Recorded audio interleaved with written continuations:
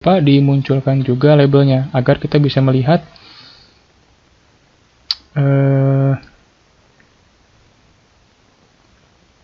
oke ya, kita bisa melihat elevasi di lokasi tersebut gitu. Nah, kita akan masukkan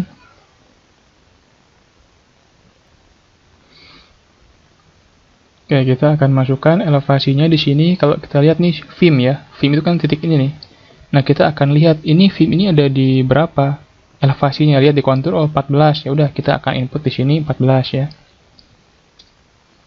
Kemudian PV1, oh PV1 di ujung sana nih. PV1 tuh di ujung sini nih. Nih PV1 kita bisa lihat. PV1 oh ini ya. Kita lihat ini ada di elevasi berapa. Nah, di sini kan 19, di sini 19,5. Berarti ini di antara itu ya. Kita anggap misalnya 19,1 ya, katakan misalnya. Kemudian ada PV10. Kita cari PV10 di mana nih? PV10. Oh, ini dia PV10 nih. PV10 itu ada di antara 18,5 dan 18,5 ya. Artinya ini memang 18,5 elevasinya. Karena kan dia nggak ada garis. Ini 18,5. Ini juga 18,5 karena 19,5, 19 cuma 18,5. Oke, berarti ini 18,5. Kita anggap ini 18,5. Kemudian nextnya PV11, kita cek PV11 di mana PV11.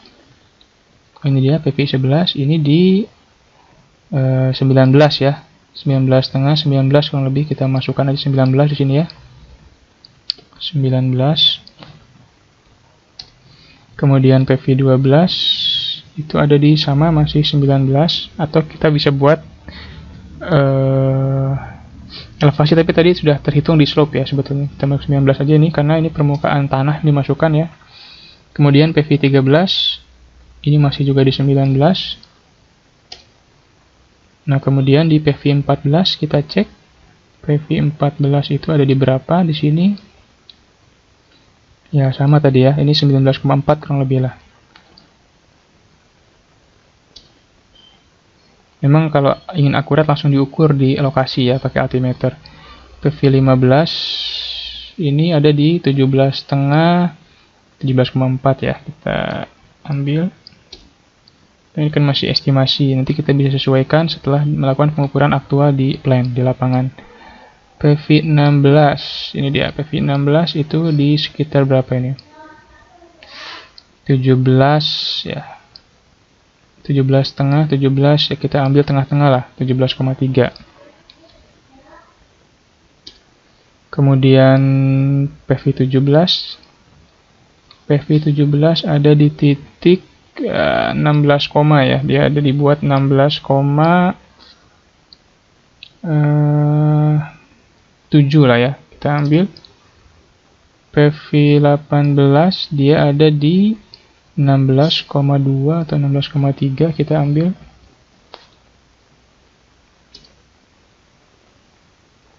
Oke, kemudian PV19 ini ada di elevasi 16,3 juga, kita ambil ya, samakan dengan di atas. Kemudian PV2 nih, karena kita tadi short ya. PV2 tuh di sini. PV2 itu di antara 18,5 dan 19. Kita anggap di sini 18,8 ya, karena PV1-nya tadi 19 ya. PV2 kita anggap 18,8. Tapi harus dilihat juga nih di titik sebelumnya. Diupayakan posisi manhole ini harus lebih rendah daripada sebelumnya, daripada upstreamnya. Berarti kita setting setidaknya 18,4 supaya dari sini akan pasti ngalir ke sini ya. Kita akan setting 18,4. Walaupun aktualnya di kontur 19 ya, atau 18,78 lah gitu. Kita cek PV20. PV20 itu di mana di sini ya? Nah, PV20 ini kan di antara berapa nih? 17 dan 16,5. Padahal di sini 16,3. Nah, setidaknya samain aja 16,3. Jadi karena kita inginnya gravitasi, ya berarti kita setting elevasinya harus mengikuti elevasi downstreamnya harus lebih rendah atau sama dengan elevasi upstreamnya gitu. Idealnya sih lebih rendah ya, supaya nggak terjadi backflow. PV21 16,5. 16,5 ini berapa? 16. Oke, kita setting sama 16,3 juga. Oke, PV22 kita ke atas ini kalau nggak salah ya. Nah, PV22 ini berapa? Kita lihat 17,5 18. Berarti kita ambil di sini 17,8 ya. Perkiraan PV23-nya antara 16,5 dan 17. Oke, kita ambil aja di sini 16,8. PV24 16,4 ya. Kita ambil di sini karena di antara 16 dan 16,5. Kemudian PV25 kita cek. Oke, ini 16,5. Kita anggap sama ya, masih 16,4. Jadi PV24 16,4 ya. Oke. PV3 kita balik ke atas nih. PV3 kita lihat di sini.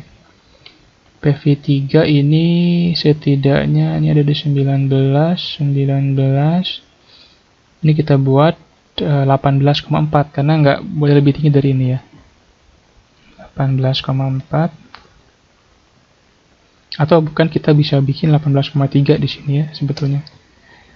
Ini PV4, kita lihat PV4 itu ada di elevasi berapa? PV4 ada di 17 sampai 17,5. Nah, ini kira-kira 17,3 ya.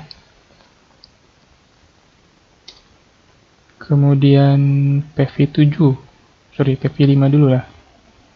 PV5 atau manhole 5 berapa nih? Kita coba cek. Nah, kita lihat di sini.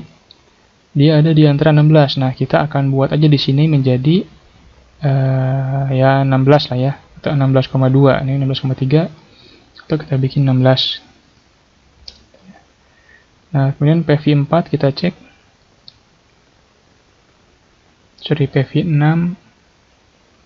PV6 kita bikin 15,6. Ini prinsipnya diupayakan flow-nya itu gravitasi ya. PV7 kita lihat. Nah, dia PV7 di sekitar 14 juga ya sebetulnya. Nah, mungkin nanti di bagian filmnya kita bisa rubah nih. Bagian filmnya kita bisa modif dengan 14 tapi katakan 13,7 ya. Karena di situ 14 supaya gravitinya terkejar gitu. Oke, PV8 kita cek. Di sini PV8 itu di 18,5 ya, more or less. PV9 ini di masih 18,5 ya.